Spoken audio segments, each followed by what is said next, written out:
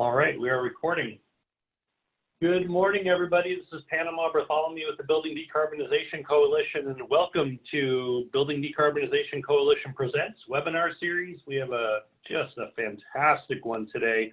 We have Scott Shell with EHDD Architects talking to us about how we can electrify every building type.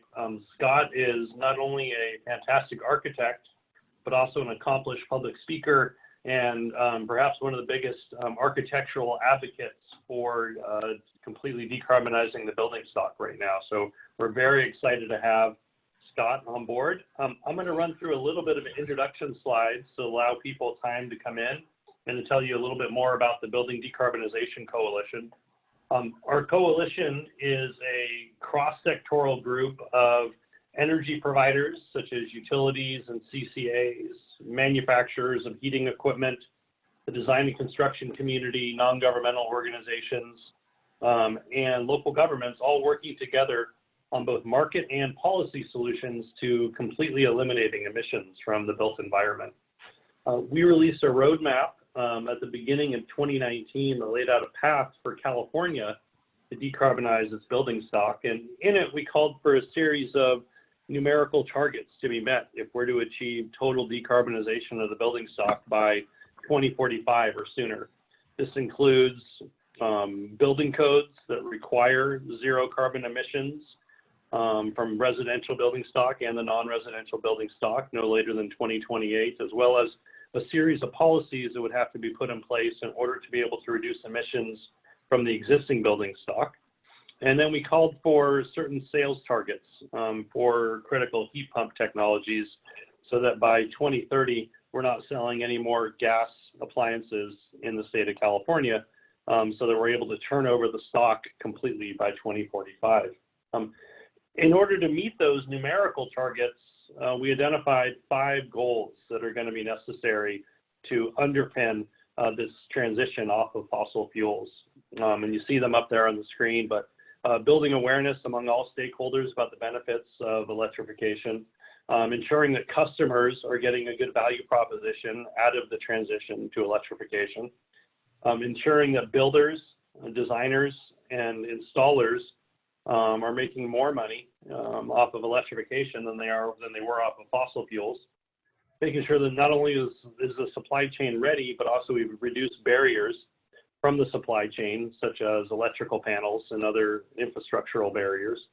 And then lastly, that we're aligning our policies so that our energy efficiency policies, our affordable housing policies, our restaurant policies aren't holding back any of our other policies on decarbonization.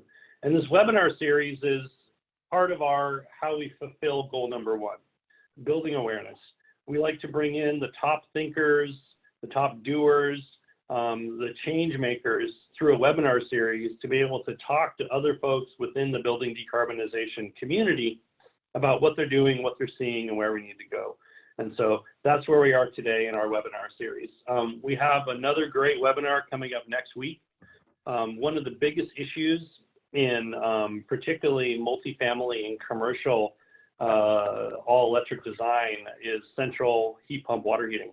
And so we have one of the global leaders on the design of central heat pump water heating systems, Sean Oram from Ecotope, is coming in next week, same time, same place, same bat channel, to give a presentation about how to actually design these systems, both for new construction and for retrofit. So it's a not miss if you're involved in those sorts of building types. So just logistics, we had about 280 registrants for this webinar, so everyone's muted. We are going to take questions at 2 points. We're going to break about halfway, and Scott will take some questions about everything that he's covered, and then we'll take questions again at the end. If you want to ask a question, please do it via chat, and I will read the questions out to Scott as long as they're appropriate. The webinar is being recorded, so don't chat anything you don't want publicized to other people.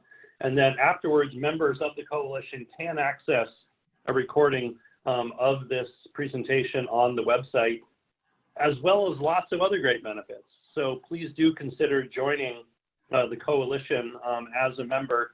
We have incredibly affordable rates, and we do fantastic fun stuff like this. So please feel free to join us. Scott, at that point, I'm going to stop sharing and allow you to share your screen. So Scott Shell, as I mentioned, from EHDD Architects, not only is he designing a ton of all electric buildings and carbon neutral buildings, but he's also been going all over the state. You can't go to a city council meeting where they're about to adopt a REACH code without Scott being there to testify on behalf of the architectural community that not only is this possible, but this is imperative that governments move forward on policies like this. And so today, Scott's going to talk to us about some of the innovations happening within the architectural field right now, some of the policies that we need, and then go through the building types and some of the design implications of different building types and the move towards electrification. So with that, Scott, thank you so much for joining us, and take it away. Lay it on us. Thanks, Panama. I really appreciate that. And I also just want to give a big shout out to the Building Decarb Coalition. They've kind of trained me and taught me so much, along with so many of you on this call, and helped me figure out how to do advocacy and get beyond just my buildings. And that's been really rewarding for me. So I'm going to start out and talk a little bit about how we can use policy to get the speed and scale of decarbonization that we need, as opposed to just tackling one building at a time. And then I'm going to go through a series of building types after that.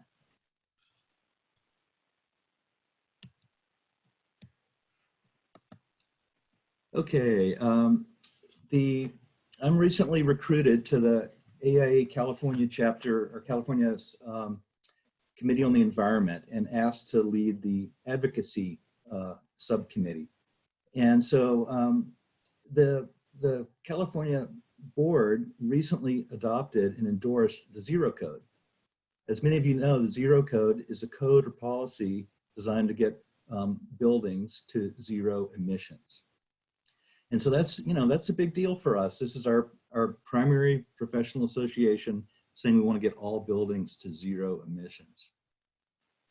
So our firm has been all in on zero energy buildings for a long time. And we've had some great partners. I think I saw Peter Rumsey on the call, designing some, for some visionary clients, clients like David Kaneda at Ideas, the Packard Foundation, the Exploratorium.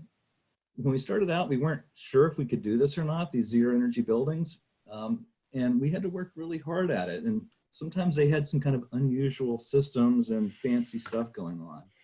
But more recently, in the last 5 or 10 years, it's become kind of a formula, and it's become, almost routine.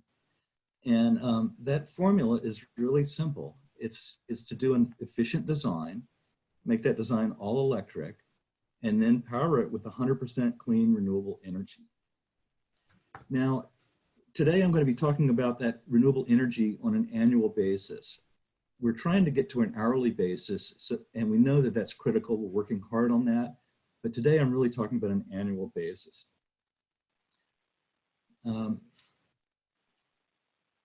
So, as I said, we've been all in on this zero energy building things. We're super proud of that work. It's really important work. The New Buildings Institute has been tracking these zero energy buildings. They have a database. It's a wonderful effort. But we're up to about 600 of them in 2019.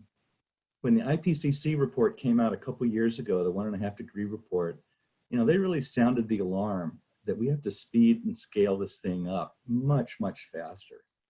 So we started looking around for, another method. How do we do this? The voluntary building by building approach wasn't working. We were doing our best, but all of our buildings weren't getting there.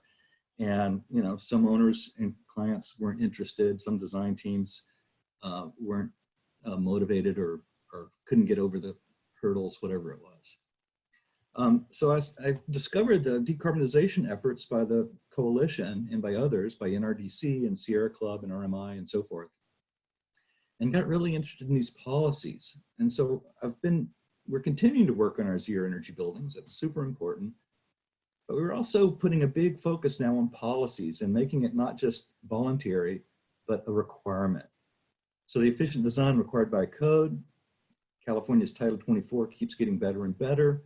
They're drafting the 2022 code now, and you can get involved in that and help make it yet even stronger. And we want to add to that all electric required by code. And these electrification reach codes we'll talk about in just a minute. And then we want to power those buildings with 100% clean renewable energy. And if you do those things, you get to zero emission buildings, you get to the zero code. And we're going to see some examples of that. So California has a renewable portfolio standard. And starting in 2002, they started passing these requirements that a certain percentage of our power had to come from renewable energy sources. And what happened is we kept overrunning our goals. We would achieve these targets faster than the requirement. And the prices would come down and innovation would happen and we would exceed the goals, so they would keep raising them. California is currently getting about 34% of its energy from renewables. In addition to that, it has a bunch of clean energy that's not considered renewable, but is zero carbon, and that's hydropower and nuclear. And so we get above 50% clean power. We're currently stepping up from this 34% to several different tiers so that by 2030, we'll be at 60%. And then we're supposed to be at zero carbon by 2045. I think one thing that snuck up on me a little bit that I didn't really dial into early was the community choice aggregators. So different cities can vote on how they want to procure their energy and what type of energy they want to procure. And so these community choice aggregators have been spreading across the state, many of them largely with the goal to procure more clean renewable energy and to address climate change. In many cases, that's an explicit goal that they have. And so here's a map that shows those across the state. So the green ones are up and running. The yellow and the blue ones are in discussion, are in process of being formed. And so you can see, you know, they're mostly along the coast, which is where the majority of California's population is. Now check this out. Let's see if I can move over these images. There we go. So on the left, I've got the utilities and the municipal utilities. And on the right, I've got these CCAs, the community choice aggregators. And you can see there's a column for renewable energy and there's a column for clean energy. And so let's focus on the clean energy column. So on the utilities on the left, you'll see that their base power mix is, you know, in the kind of mid 40s. PG&E's higher, but the others are about in the mid 40s. But if you look over at the CCAs, there's several that are already at 100% clean energy and several in the 80s or 90s. So all the utilities and the CCAs have several different tiers. They usually have a base tier, and then maybe they have a 100% renewable tier. Some of them had a middle tier. And so if you look on the right, there's also some green highlights. So cities get to opt in to, or customers get to opt in or automatically opted into the CCA. Customers have the option of opting out, but 90 or 95% do not. The vast majority of people just go with whatever they're opted in to. Some cities, like the top one, the Clean Power Alliance, which is around LA, 10 or 12 cities opted in at 100% renewable power. And so all of those customers, unless they choose to opt out, are getting that 100% renewable power. San Francisco has another twist on that.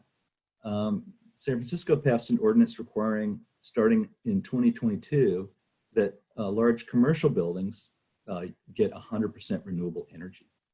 And so all those big high-rises downtown, all new construction for large commercial buildings, starting in 2022 with the biggest buildings, will get 100% renewable energy. So it's really astonishing to me that at how clean and how much renewable energy is already happening in these major metropolitan areas. And then I've added one more column over here on the far right in the green, and this is the cost of the power compared to the utilities baseload power. And you can see in most cases, the CCAs, which have this extraordinarily clean energy, are 1% or 2% less expensive than the utilities' cheapest power. So you get this clean power and you actually save money. You can also, you know, opt up to 100% renewable power, and the price for that varies a little bit from, you know, 1% or 2% up to, you know, 3 or 4 or 5 or 6 or 7%. So that varies quite a bit.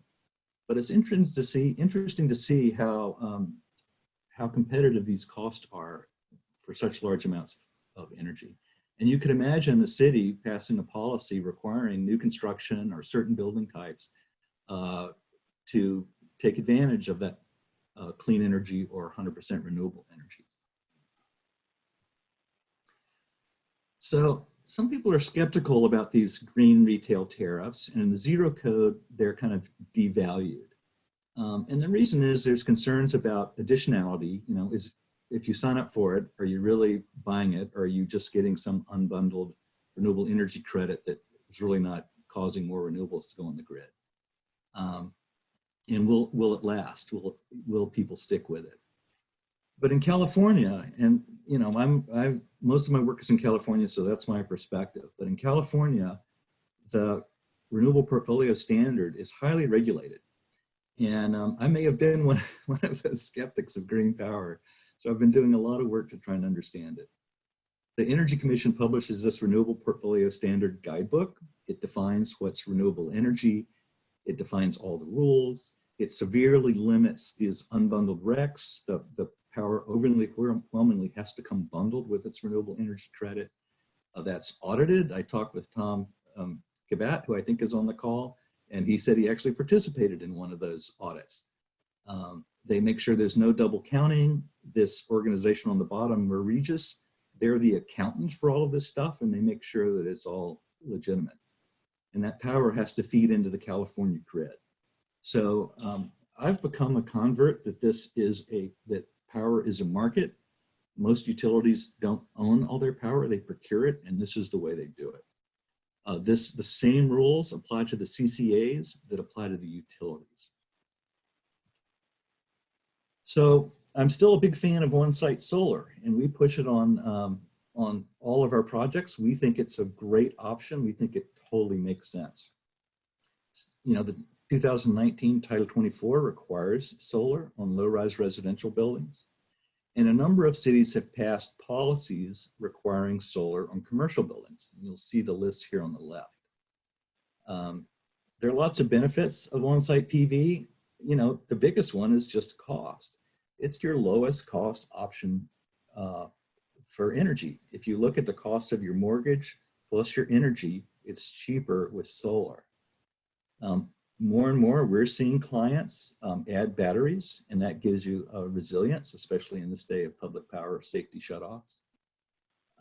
On-site rooftop solar is additional to the RPS, and so that's a way to get more renewable energy on the grid. And I think sometimes we get immune to the kind of miracle of solar. It's really incredible. You put this glass panel on your roof, and you get free electricity out of it. It just sits there and the sun shines on it, and you get this free electricity once you've paid for your panels, and the payback is quick, and it just keeps coming for decades. I've had it on my house for about a decade now, and when we got an electric car, I saw an electric bill for the first time in years, and that didn't make me happy. You know, I got used to that free power. Okay, so that's the renewable clean energy side. Let's look at the electric codes and policy side.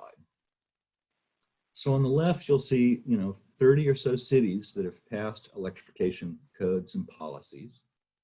And along the top, you'll see a whole bunch of criteria, you know, whether it's electric reach code or an electric preferred code. And then whether it applies to everything, you know, the whole building or only to certain things. And then if it applies to what types of building types it applies to, and so forth. And so some of the cities, like if you look up here at Campbell, you know, it applies to low-rise residential. But if you look at a lot of them, there's a lot of X's. There's a lot of very strong reach codes.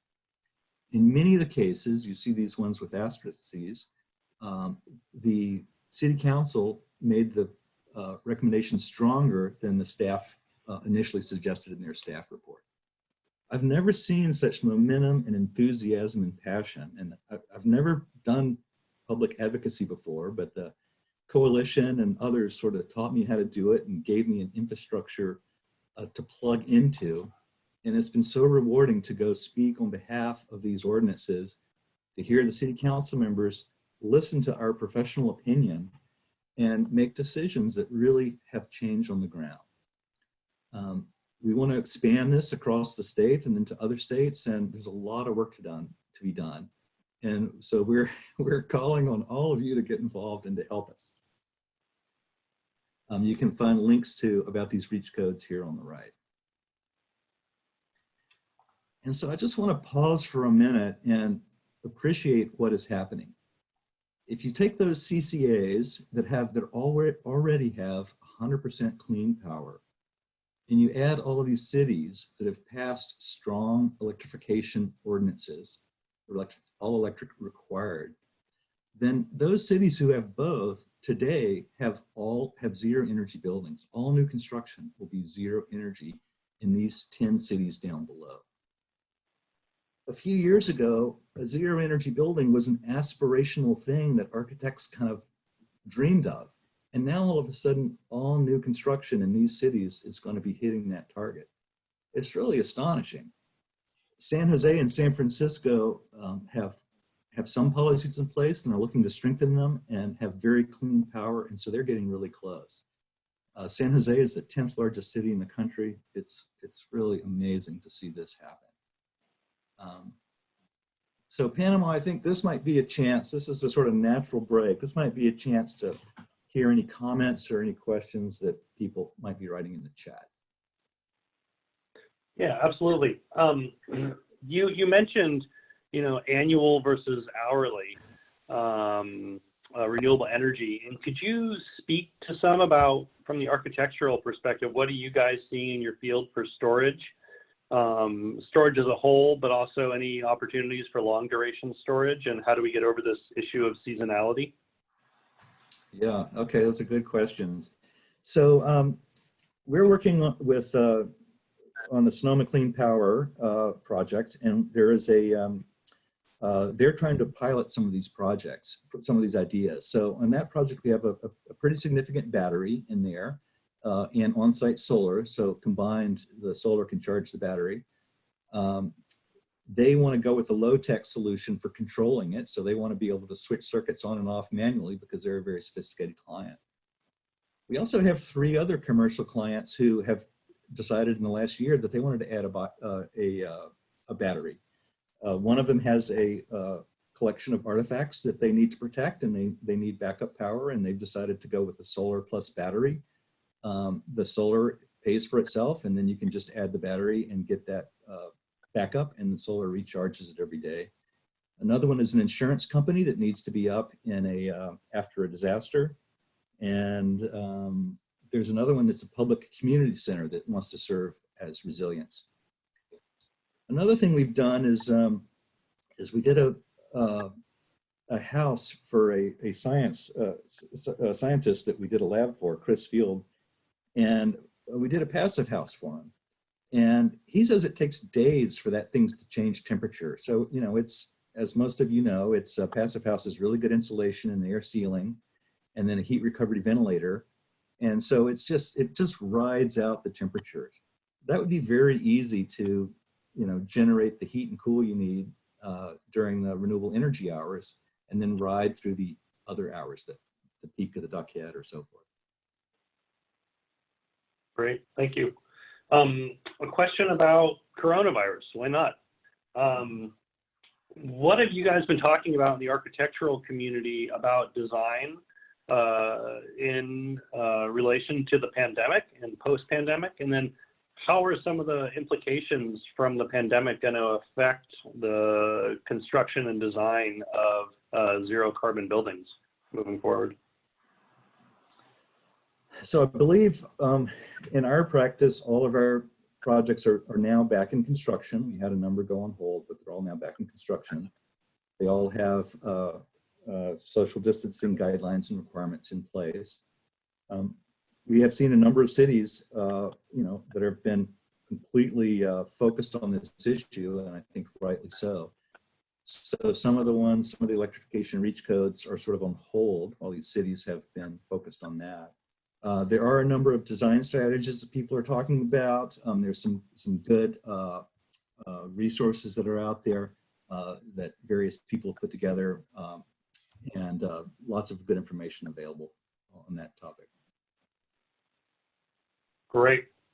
A question about commercial kitchens, electrifying commercial kitchens specifically. I see Rochelle smiling.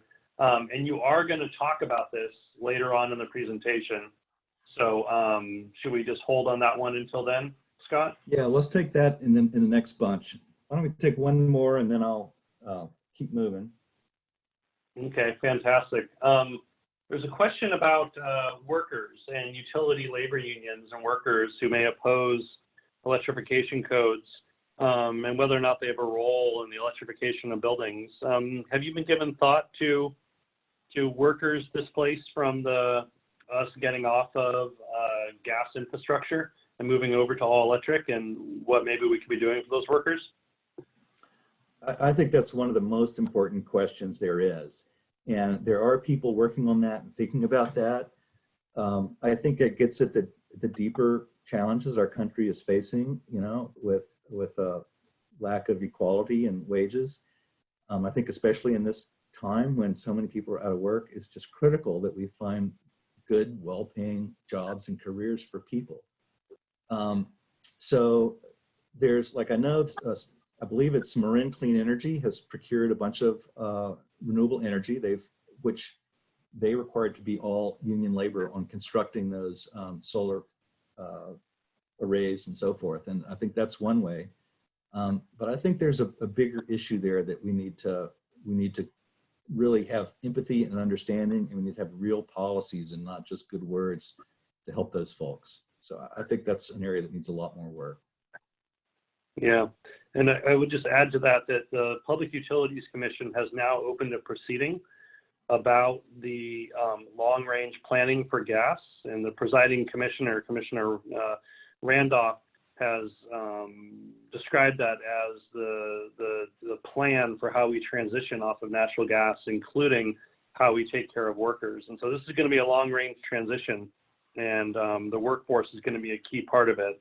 But hopefully, as we transition off, we're able to ease folks wherever they're at in their career into either other jobs or other opportunities. So Scott, back over to you for the rest of the presentation.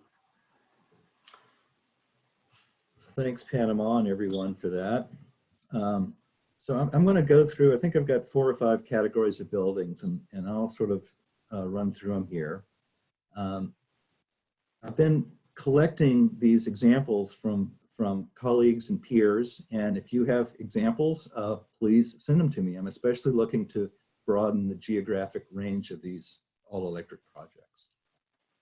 So the first thing I did when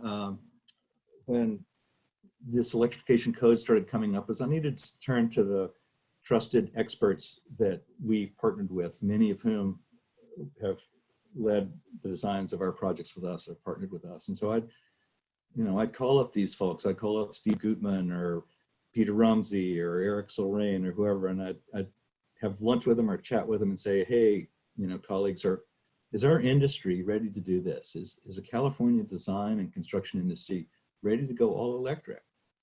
And, we have to sign these drawings. We're responsible for those drawings and for those designs. And if there's a problem, we're responsible for it. We get a phone call.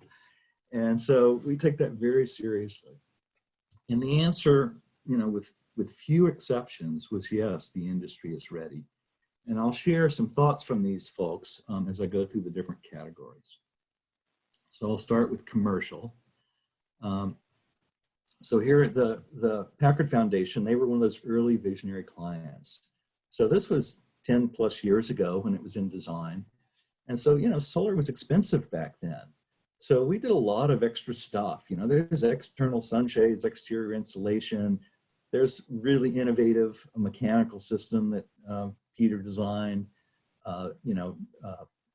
thermal energy storage tanks underneath this courtyard. There were a whole bunch of strategies. In more recent designs, a lot of those things that we used to do are now required by code, like the exterior insulation or LED lights. So the code has raised the floor a lot. And the cost of solar has come down a lot. So, now we're going more with conventional systems, very well engineered systems, but more traditional conventional systems. And so we were getting projects like this one, the Boulder Commons in Colorado, and all electric zero energy building, but it's a developer building. It's a spec office building, and it had a financial pro forma to make. So fairly conventional systems. Those of you in the Bay Area have probably been to Santana Row down in San Jose. Lots of all electric commercial office buildings down there. This was Interface Engineering that did this one, and Hermoz at Interface says that, you know, almost all of their projects are all electric. They only use gas if the client requires it. He says that electric is almost always less expensive or cost neutral. This is including really large projects. And one of the benefits on commercial buildings is traditional systems with a chiller and a cooling tower. The cooling towers use a lot of water. And if you go to heat pumps, you can reduce that water use significantly. One of the other great things about commercial buildings is they're occupied in the middle of the day. And that's when this big burst of solar comes on the California grid. This is the past 24 hours in California. You can go to electricitymap.org and see where our power is coming from at any given time. And so we want to use more, we want to shift more of our energy use to this orange bulge of clean, cheap power in the middle of the day. We want to put in more electric car charging stations. We want to shift loads to this time of day to get closer to that 24-hour clean energy instead of just the annual clean energy. Here's a big project. Goubin and Bavelouet did this one up in Sacramento, the SMUD operations building, an essential services building, you know, 361,000 square feet. It's a big project, all electric project. You can do these buildings at scale. More and more the big tech companies are going all electric. Look at this, almost 1 million square feet. I think the tech companies are, you know, they understand engineering. I think they see combusting gas in your building as kind of a caveman approach. You know, why would you do that? It's dirty, it's polluting. Let's shift to clean, renewable electricity. So a lot of the big tech campuses are going all electric. Here's the Adobe headquarters, all electric, 650,000 square feet. So in schools and universities, you know, this is where our firm does a lot of our work, one of our sort of key market sectors. In schools has been one of those areas where we've pioneered. Everybody wants their children to understand what the future is like. They want them to understand what a clean future is like. And here at the Lick Wilmerding High School, it was finished about a year ago. It's all electric. It's got solar on it so that it's a zero energy building. Mark Day School, same thing. These are very straightforward buildings. They use heat pumps, you know, VRF heat pump systems. Put the solar on the roof, make them all electric. It's just gotten really simple and straightforward to do these projects. There are lots of examples by lots of different architects. I'm showing you probably a third of the projects that I have in my slide deck to try and avoid the death by PowerPoint. And like I say, if you have more, please send them my way. Another reason to not burn gas in our schools, and I learned this last year, California burns more gas in our buildings than we do in our power plants. Our power plants have really good pollution control on them. And our buildings have no pollution control on them. So the gas burning in our buildings is responsible for about 7 times as much pollution as it is from our gas power plants. California has the worst air quality in the nation in many of our cities. If you look at the most polluted cities list, it's dominated by California. You know, those of us in the design and construction world, we can have a real impact on that by getting rid of burning that gas in our buildings, especially in our schools. The University of California has a very impressive carbon neutrality initiative by 2025. So that's coming up on them really quick. They instituted a policy last year that no new buildings should use gas for heating and hot water on their campuses. Now UC is big. They have 10 campuses. They have 5 major medical centers, 3 national labs, hundreds of thousands of students, buildings of all different types. And they're going all electric. They hired Point Energy Innovation to do a detailed cost study to make sure that, that it was affordable. And David Phillips, the Associate VP for Energy and Sustainability, said that they're prioritizing all electric new buildings. That study showed that academic buildings and lab buildings were essentially cost neutral on a first cost and an operating cost, and residential buildings were cheaper on a first cost and operating cost. So they have lots of these big new housing projects that are being done. These are developer P3 projects. They're all going electric. So turning to multifamily housing, there's lots of great work being done there. So here's a project by David Baker Architects, beautiful project, recently opened. I was recently told by their office that I believe 11 out of 12 projects in their office are all electric. It's quickly becoming the standard. Nick Young at the Association for Energy Affordability was the energy modeler on that project and has been on a lot of projects. Nick and the other engineers that have been involved in these are great resources for the owners or for design teams who haven't done this yet. Nick has been very active in the electrification reach code, helping cities understand the implications and come up with solutions that work for these projects. There have been some significant code hurdles, energy code hurdles in the past for central hot water.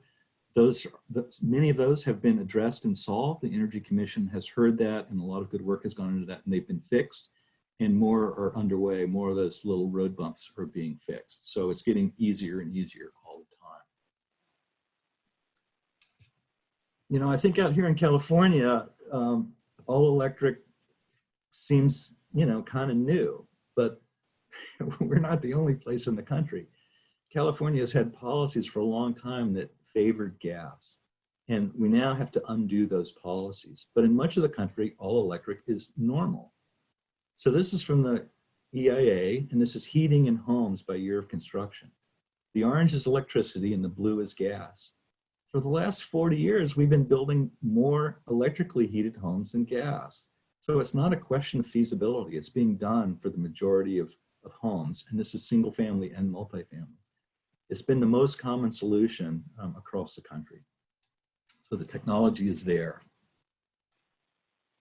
Here's another, lots and lots of projects here. I had to just take out dozens of images because there's too many to show you, but you know, another design build student housing project at UC. Lots of affordable housing, lots of housing at all different price points by many different developers, many different architects, many different engineering firms. Methuen has, I believe, 6 large all-electric housing projects going up right now. And some of these are big projects. You know, these are 8, 10, 12-story projects with many, many units.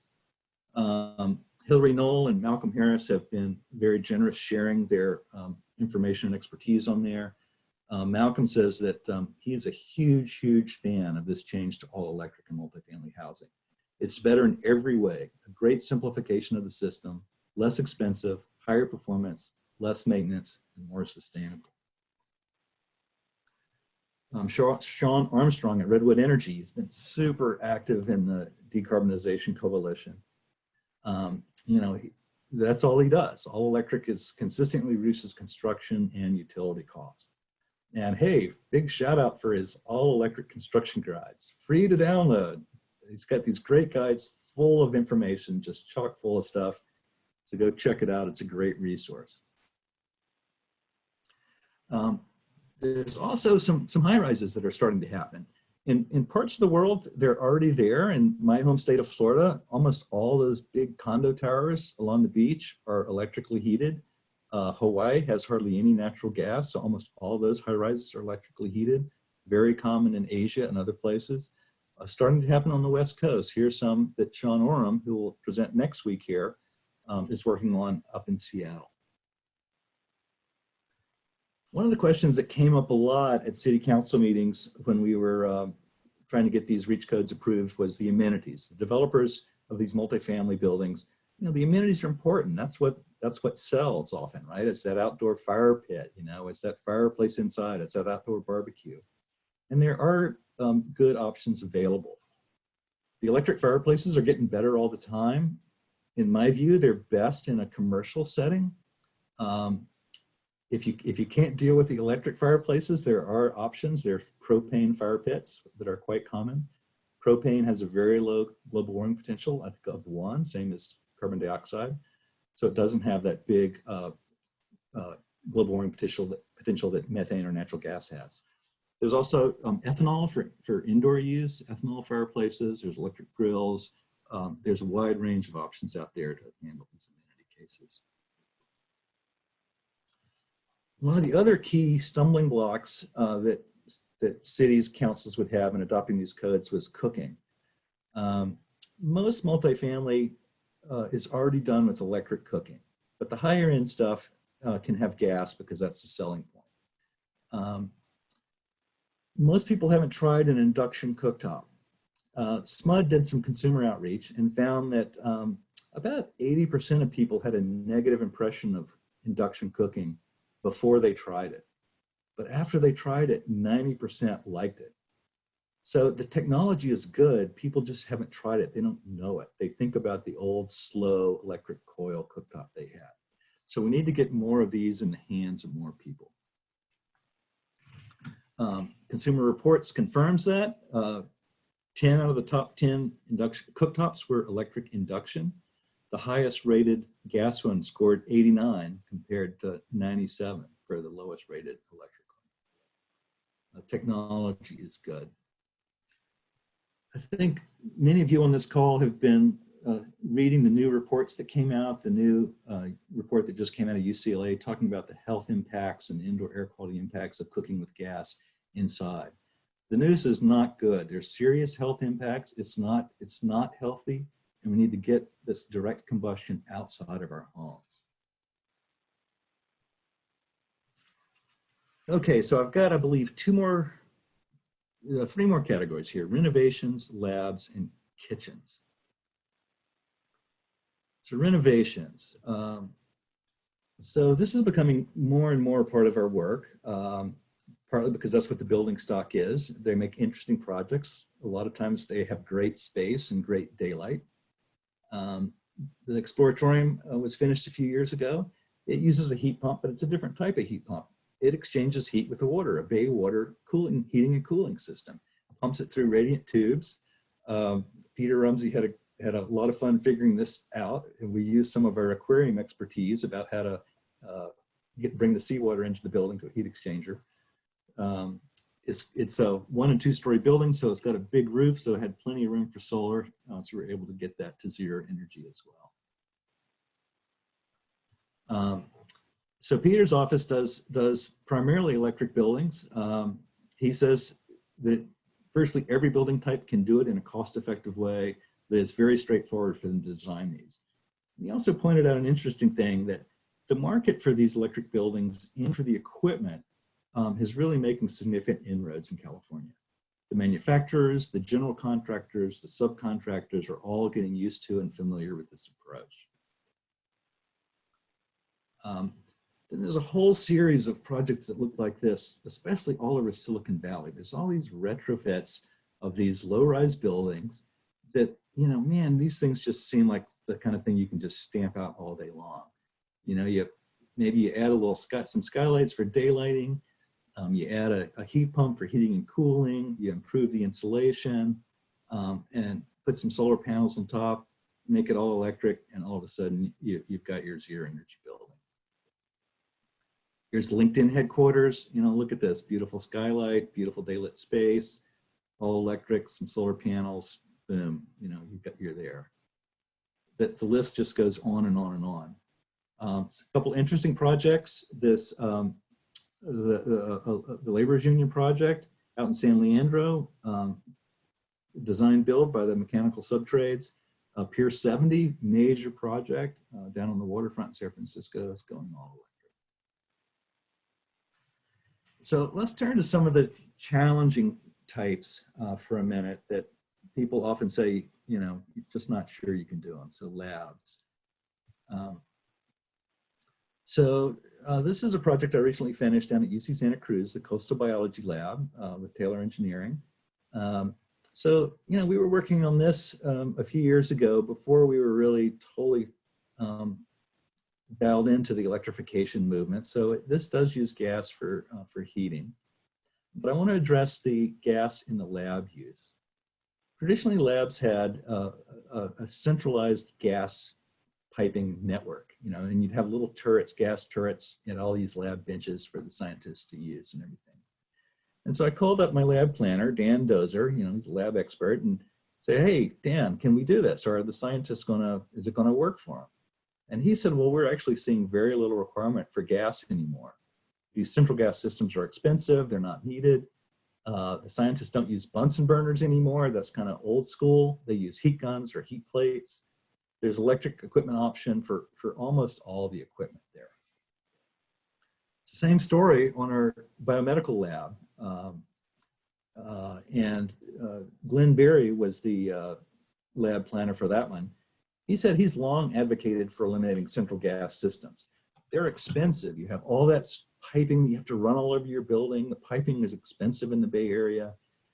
If you have some specialized use where you have to have gas, you can use a cylinder.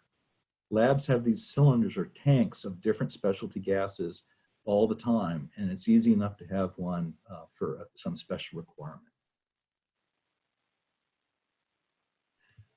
So there are a number of all-electric labs that are out there that include the heating and cooling and hot water, the heating and the hot water and all uses, including the Ventnor Lab. This is down at the Scripps Institute near UC San Diego. The LB&L Integrated Genomics Lab. Integral Group was the mechanical engineer on that, and they said we have dozens of all-electric buildings done. About half of our work is all electric. On these labs, they do have emergency generators, and we need to.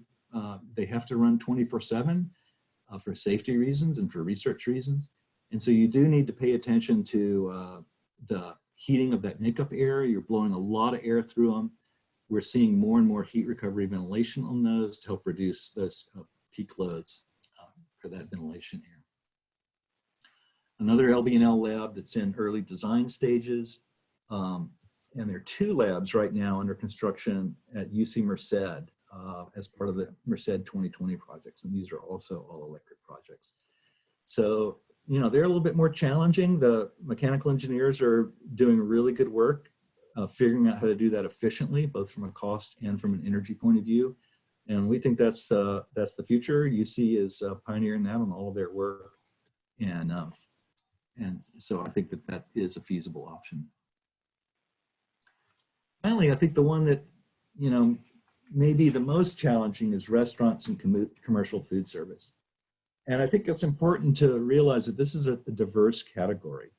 An independent restaurant is one thing. Some of those small mom and pops are really on a shoestring budget.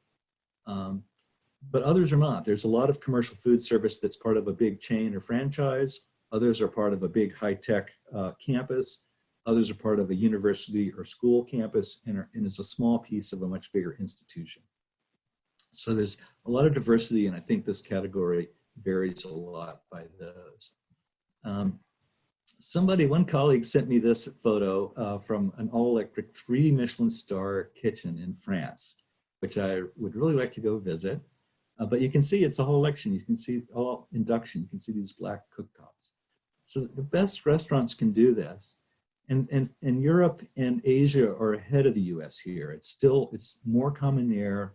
It's sort of just making its way into the commercial kitchens here in the US. The Bradley Terminal at Los Angeles Airport, the new Bradley Terminal, is full of lots of restaurants. Redwood Energy called up all of them and asked them, and I've got a dozen or so here that are all electric. Some of the chains, some of the national chains have gone all electric as a matter of policy. But I think it shows that there's not a technical problem with it. It's more of a cultural issue about what people are used to. So this is my brother. David, he works at Gulf Power in Florida. He sells electricity. And he says 60% of the full service restaurants in Florida, in his territory at least, are all electric. All of the fast food chains have a gas and electric options. The gas network doesn't go everywhere. You know, it's expensive to put in piping, so it's concentrated, you know, in more densely populated areas. As you get to more rural areas or places like Hawaii, there's very little gas. And so they just have electric options for that. The San Francisco Unified School District has been converting kitchens from gas to electric. They've completed one, I believe, Claire Lewenthal, and they have 3 more in design. So, you know, I think it's important to have some empathy and understanding for the chefs. You know, this is their major tool. And it's a little frightening if you're being asked to give up what you do all day long. The key is to give them hands-on experience with it. And the Food Service Technology Center and Richard Young and all of his colleagues that help run that can talk to those chefs, partner them with other chefs that are familiar with equipment. And that's the key to getting the chefs to go along and help them understand, give them the training and the expertise that they need. There's some concern that equipment is more expensive, and it can be, but Nick says that they're finding the equipment is coming in less expensive. I think the universities and schools are a great place to start. As I said, there's sort of a natural desire for people to want to do a sustainable, climate-friendly design in those types of buildings. This is a great example out of Chatham University. You know, they're cooking 250 meals 3 times a day. And I talked to the chef, Chris Galazza, I believe. Initially, he was really reluctant. You know, he was saying, look, you're taking away my primary tool. You're asking me to do something new. I don't know if it's going to work. We need to have good food for these students. And so it took him a little time to adjust to it. But now he's an advocate for it. He says it's the best thing ever. He just loves it. He'll never go back to gas. His kitchen is cooler. It's more comfortable. They're getting burns less. The air quality is better. And so I think we need more examples like this. I think especially for these kitchens that are part of another institution, a big high-tech campus, a university or a school, that's a great place to start. We need to get this equipment and experience into the hands of our chefs and restaurant owners and get more experience with it. We need to find ways to support them in that. And so with that, I believe that's my last slide. I'm gonna close out and again, ask for comments or questions. Well, there's almost nobody communicating via chat on this call. I'm joking, it's been excessive. But I'm gonna give the first question to one of our visitors from Europe. Thomas Nowak is the executive director of the European Heat Pump Association. He's called in and he says, in Europe, the argument against heat pumps is we can't electrify everything. Buildings would require too much energy and heat pumps are labeled insufficient. Do you hear this in the United States or California? I have not heard that. And I'm a little reluctant to talk about heat pumps when there's so many talented mechanical engineers and other experts on the line. So I will pass that question off to somebody else if they want to answer that one. Okay, we can have folks raise their hand on that. But yeah, we're not hearing that, Thomas. I think out here it's the technology is still new enough that you don't have people thinking that you're going to crash the grid. We're more concerned about the electrification of transportation than of buildings out here. A lot of questions on Panama? multifamily. Hey, Panama, I will just add on that. Maybe I misheard the question, but in our climate, my understanding that the modeling that I've seen is that most of the added load for the heat pumps is in the winter, and our grid peak is in the summer. And so it's actually going to make our grid more efficient and effective by letting us utilize that capacity in the winter while raising the electric demand at our peak in the summer only a small amount. Yep, absolutely. There's some questions in here about using VRFs considering refrigerant impacts and questions about refrigerants. And as we shift over to all electric buildings, what do we do about refrigerants? And then tied to that, a question about VRFs versus hydronic systems? And how do we electrify existing buildings that were designed for really hot water temperatures of 160 to 180 degrees? Oh man, you've got a bunch of people asking me some tough questions here that are really for our mechanical engineering experts. But I will say, Stanford has switched over their system from, their cogen system to a heat pump system, their central plant, and they've been working on that. They've found that in some cases they have the capacity for that to work, when they actually run it, and in other cases they have to go in and retrofit those. Retrofitting existing building is going to be tougher, and we need policies and incentives and so forth to help with that. I think mostly so far what we've been focused on is new buildings, where I think it's just a lot easier. Yep. A question from Zach Moore. What is the current thinking regarding solar on every roof versus community solar arrays in terms of efficiency, cost, longevity, aesthetics, et cetera? Yeah, no, that's a great question.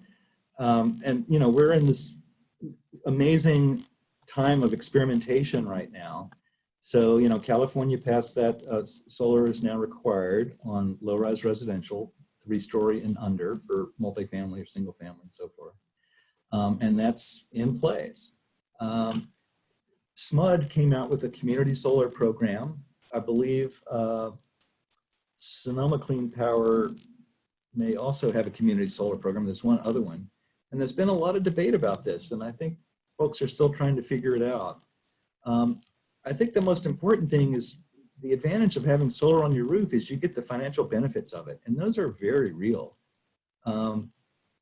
Many of the schools that we did, we would do a power purchase agreement, and somebody else is getting a lot of the financial benefit of that. A number of the schools that had sophisticated, financial folks on the board or in the school said, hey, we want to get those energy savings. We want to get those dollar savings. And so that, they would put it on their roof themselves. More and more, we're seeing batteries paired with those. And, the solar can recharge the battery, and then you can have some resilience in your building, which is a super valuable thing. So we're big fans of putting it on the building. Not every building can, obviously, because of shading and other constraints, but we're big fans of it. Great. So we are running towards the, Scott, do you have time to hang out and answer more of these questions after the top of the hour? Sure. Or to have a discussion one of these days with all these folks. Yeah, so I recognize that we have about 3 minutes to the top of the hour. So folks, feel free to drop off when you need to drop off. Scott has said that he will stick around and keep answering questions for about another 10 minutes after the hour. So we do have some designers of correctional facilities on the call. And there's a question about correctional facilities, prisons. Are you seeing designs for those building types in your work? I have to admit, I've not seen one of those nor worked on one of those. But, they seem to be basically a combination of, of these other building types, housing and food service. There must be some essential loads that would require a generator. So that would be diesel or natural gas, I would think. But otherwise I don't understand. I don't foresee an issue that would make it impossible. Mm-hmm. Could folks reach out to you that are working on those facilities to trade some ideas around? Be happy to, yeah. Okay, fantastic. Regarding blackouts, any thoughts on the impact of blackouts, and what do you tell people when they say we can't electrify because we have rolling blackouts in California? Yeah, that's a great question, and I think we all experienced that last year, or many of us did. I certainly did. I think there's 2 points there. The first is that almost all electric appliances will not work in a blackout. All modern gas appliances will not work in a blackout. They have electric ignition and they won't turn on. Your furnace has a fan, your dryer has a motor. They just don't run. Hot water heater will not turn on and fire. A gas oven will not work. As I learned last time, I tried to light my gas oven with a match and it won't light on modern one. The one exception is a gas cooktop. You can light that with a match. And I think the real issue there is we need to work on improving the reliability of our grid, and PG&E is working on hardening that grid and segmenting it so they don't have to shut down the whole area. The second piece is the 30 or 40% of new solar systems on residential is going in with a battery. And I think that's just going to become more common. And as I said, we have 4 projects that are doing that. And you already are required to do the solar on low-rise residential. Sean Armstrong just told me that adding the battery was cheaper than a generator, and you just recharge the battery with the solar every day. So I think we're at the very beginning of a lot of innovation in that area. Great, thank you. Some questions about some of your comments about how some of the all-electric buildings require less maintenance. And are all of those using heat pumps, or is the assumption electric resistance baseboards in multifamily buildings? Yeah, I mean, what we're hearing about multifamily is that the heating loads become so low. Our insulation and air sealing has gotten so good on those buildings, and they've got a lot of internal loads. So the heating loads are very low, and going with an electric resistance for the heat is, which we used to never do, but now the loads are so low that we can do that, and it's so cheap and inexpensive to build that way. And it's also, there's just no moving parts, there's no valves, there's lots of solar thermal systems on roofs around the state, and they're more complicated. They've got valves that get really hot, they need maintenance. But the solar and the electric stuff, the electric resistance stuff, just seems really simple. The heat pump is basically an air conditioner, right? And people are used to maintaining air conditioners. You get those 2 pieces of equipment into one equipment. And so, we've had good luck with that. Fantastic. A lot of conversation about propane in here. Have you been seeing much of the electric tankless water heaters in multifamily? You hear a lot about it, particularly in parts of Northern Europe, electric tankless water heaters. Are you seeing any good products out here? I think that that's not something we want to pursue. As from my understanding of it, that's basically electric resistance for heating water, which is super high energy.